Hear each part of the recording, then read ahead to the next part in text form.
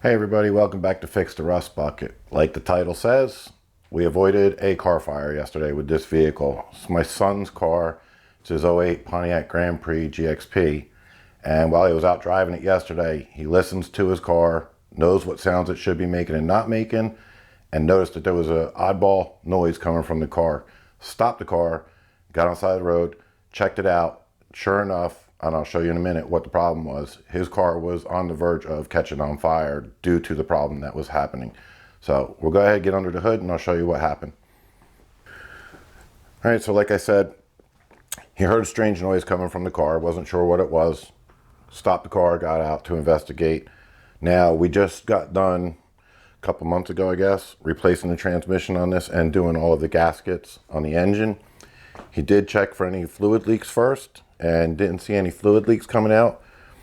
Then from there, he started looking around, checking his belts to see if the belts were going bad, because he did start seeing, when he had stopped the car, he did see a little bit of smoke come out from under the hood when he opened it up. So first off, he went, check his belts. When he checked his belts, they were fine. They're not shredded, they're not wearing out, but they did have a little bit of grit on the top of them. A little further investigation from his side of it, and if you can see all the way down at the bottom there, that is the AC compressor pulley right there. Let me get a screwdriver and I'll point it out to you. That's his AC compressor pulley right down there. And what he noticed was, well, I'm going to show you, I'm going to turn the car on, we're going to get it back to where it was, but you can see the rust or the discoloration of the metal versus, say, this pulley here or these pulleys. You can see that they're still, the paint's on them, they're black, they're running normal.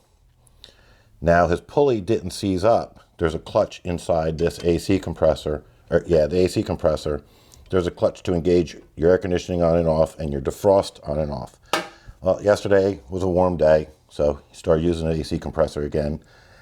And while he was driving, you can see with the discoloration, it was heating up. He noticed that, looked around a little bit farther. The bearing and the pulley are not seized, so the belt was still turning and moving, but the clutch inside had burned up. And the clutch was so hot that the side of that pulley was glowing orange. And that's what I was talking about. He caught his car right before that area was ready to catch fire, or could have caught fire. Hopefully the belt would blow first, not spinning that pulley, but it didn't happen. So let me get it started. I'll show you, we'll get it heated up and I'll show you what was happening.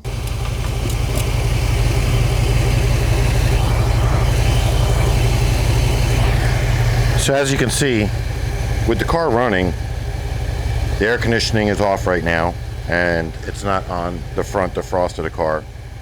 The pulley is freely spinning and the clutch is not engaged, so it's not making any noises. That's not to say that it will still not heat up. But now let me go turn the air conditioning on and you'll hear the noise that he heard, which caused him to get stopped and figure out what was going on.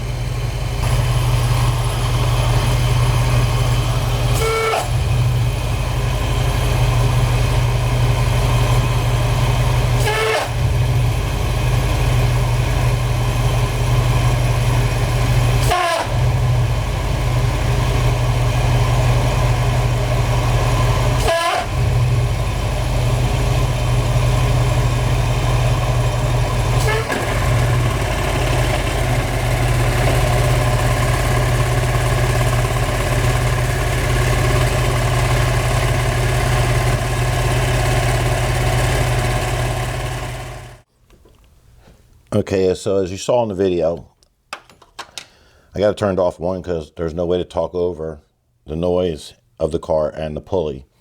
But as you could see in the video, it was kicking on and off, on and off. Yesterday it kicked on, stayed on, and when it did that, it caused the outside of the pulley here, where the clutch and everything is underneath of here, or inside of there. The metal on the outside here was glowing red, almost as red as the battery right here on top. That's how hot it got. I didn't want to cause any more damage to his car or ruin the belt, the serpentine belt, because they're not cheap, and this is a new one. So I shut it off. I'm not going to get it glowing hot red. There's no need for that. So we're gonna have to go ahead and order a AC pump, and we'll do a video on installing an AC pump on his car. So while we're on the subject of pulleys and bearings going bad, or clutches, I'm gonna show you a trick an old timer taught me. So this old timer taught me this trick with the long screwdriver to listen to bearings and your pulleys. If you hear a noise, sometimes it's hard to hear where that noise is actually coming from, which one might be bad or going bad. Using the long screwdriver will transfer the noise from the bottom of the screwdriver where you put it up through the handle of the screwdriver, and with that you stick it to your ear. Now with that said, again, I stress you have to do it with the car running and your belt going. Don't have long hair around it or loose clothing, because it will suck you in and it will tear you up. Tuck your clothes in, and if you're not comfortable doing this, just don't do it at all. But what you gotta do is when your car is running, there will be spots on the car where the pulleys aren't moving. So with some of these, there's a bolt you can get to. So the power steering pump here on this car, the pulley is actually part of extending out here, and you can't, this is spinning right here as well. It's the shaft going into your power steering pump. So since you can't get actually on the pulley, you can come under the back side of it, put it to the pump itself, and you'll still hear that noise whether the bearing is good or not.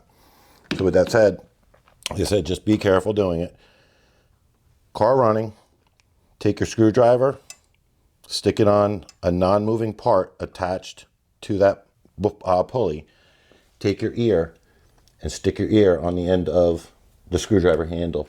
You'll hear that transfer noise, and you'll hear the bearing if it's running smooth or if that bearing is sitting there grinding away.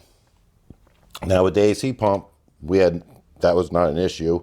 You even saw in the video, the dust coming out, it running bad, and also the red glow. So that kind of was a dead giveaway on which one was bad, but we did check the other bearings and they were all good as well. So it's just a little trick that can help you diagnose what bearing or what pulley might be going bad. If you can't tell right off the bat, or if it's not obvious, there is ways to eliminate the ones that are going bad. Thanks everybody for watching. That's going to wrap it up for this video. Just trying to show you how to do some work on your car at home, save yourself some money with tips and tricks on what you can do at home to diagnose your problems before you go to the garage. If you like this kind of stuff, consider subscribing to the channel and giving me a thumbs up.